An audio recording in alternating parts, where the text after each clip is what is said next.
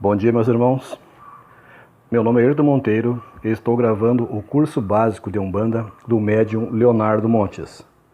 Hoje, capítulo 17, período de expansão. Entre as décadas de 1940 e 1970, a Umbanda cresceu rapidamente acompanhando esse levantamento.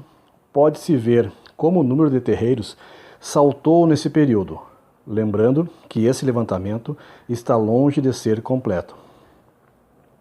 Preocupado com essa questão, o próprio Caboclo das Sete Encruzilhadas incentivou a fundação de uma federação chamada de Federação Espírita de Umbanda, no ano de 1939. Após o Congresso Nacional de 1941, os umbandistas perceberam a necessidade de organização da religião, que começava a se espalhar para além do que se podia imaginar e controlar também. Alexandre Comino contextualiza assim o início da década de 1950. Em torno de 1950, 6 novas federações de Umbanda foram criadas no Rio de Janeiro e Niterói, além da UEB. 3 delas seguiam a mesma orientação e a linha de raciocínio delimitada no primeiro Congresso de Umbanda. As outras 3 traziam uma novidade, a vertente africanista na Umbanda. Página 2. Perceba novamente o que já estudamos em capítulos passados. A força africana começa a se destacar na Umbanda ao final da década de 1940-1950, principalmente porque, abre aspas, nesse período, as macumbas cariocas sofrem mais perseguição que as tendas de Umbanda ou do espiritismo de Umbanda. Assim como a Umbanda se aproximou do espiritismo para diminuir a discriminação, os cultos afro-brasileiros cariocas, identificados com macumbas cariocas, passaram a se denominar Umbanda. Com esse movimento, passam a surgir as várias formas de Umbanda africanistas, como por exemplo, Umbanda mista, Umbanda trançada, Umbanda umolocô. Página 2, fecha aspas. Em 1952, Tata Tancredo funda a Federação Espírita Umbandista, difundindo a Umbanda como uma religião de matriz afro, em oposição à Umbanda branca, difundida pela Federação Espírita de Umbanda. Veja a similaridade dos nomes. É do embate entre as visões dessas duas federativas que nasce a celeuma, que perdura até nossos dias, em que se busca uma matriz afro que só tardiamente chegou à religião. Entenda-se bem, e novamente, que isto não é nenhum demérito. A influência africana na Umbanda é tão legítima quanto todas as outras. Ela só não é a matriz, e isto é historicamente evidente. Diversas outras entidades federativas surgiram, cada uma defendendo um ponto de vista, o que contribuiu acentuadamente para a diversidade religiosa no seio umbandista, no Rio e em outros estados. É na década de 1950 que intelectuais brasileiros começam a olhar a religião com maior cuidado e interesse.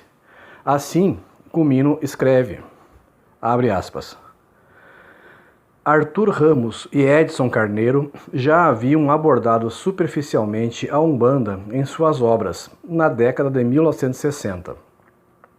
Os sociólogos Roger Bastide e Cândido Procópio Ferreira de Camargo se interessam pela Umbanda, apresentando o resultado de suas pesquisas ao público em geral. Seus passos seriam seguidos por Diana Brown, Renato Ortiz, Patrícia Birman, Lísias Nogueira, Maria Helena Vilas Boas Cancone e Zélia Seiblitz, dando continuidade a seus estudos, nos quais se fundamenta uma legitimação intelectual e acadêmica da Umbanda, como religião nacional que reflete o resultado do encontro das culturas formadoras desse país. Fecha aspas, na página 11.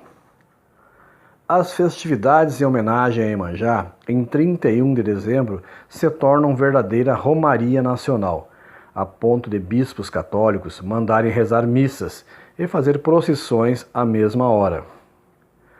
Acredita-se que em 1979, mais de 1 milhão de pessoas tenha participado dos festejos para Iemanjá em Praia Grande, São Paulo. Agora, talvez fique mais claro o porquê de algumas igrejas neopentecostais terem elegido a Umbanda como inimiga, certo? Entre 1950 a 1970, começaram a circular revistas sobre a Umbanda, como as Mundo de Umbanda e Umbanda em Revista. As pessoas falam e leem sobre a religião. A música também não ficou indiferente a todo esse sucesso, já que diversos artistas cantavam sobre a Umbanda, como Clara Nunes, Rui Mauriti, Martinho da Vila, entre outros. No blog temos um vídeo da cantora Clara Nunes e do cantor Rui Mauriti e Martinho da Vila. Pode se conferir no blog. Gosto de pensar nesse período como um momento de efervescência da religião. Os terreiros se espalharam por todos os estados. Intelectuais se interessaram pela religião e escreviam sobre ela, se bem com vários erros. Revistas circulavam, artistas gravavam pontos ou faziam adaptações a partir deles e eram ouvidos por todo o Brasil. Os festejos a Iemanjá chamavam a atenção de todo mundo. Enfim, sem dúvida, foi o período áureo da Umbanda no Brasil. Pensei em muitas formas de contextualizar esse período, elencar fatos, apontar direções, mas terminei por concluir que os vídeos que aqui estão publicados, seguidos de imagens abaixo, dialogarão com vocês melhor do que as minhas palavras. Está disponibilizado no blog várias imagens do período de 70 da Umbanda no Brasil. Mas então, o que aconteceu? Com uma religião que estava na televisão, no rádio, jornais, revistas, num curto intervalo de tempo, se viu acuada e sem prestígio? É o que estudaremos no próximo capítulo. Aqui encerra o capítulo 17. Muito obrigado a todos e até o próximo capítulo.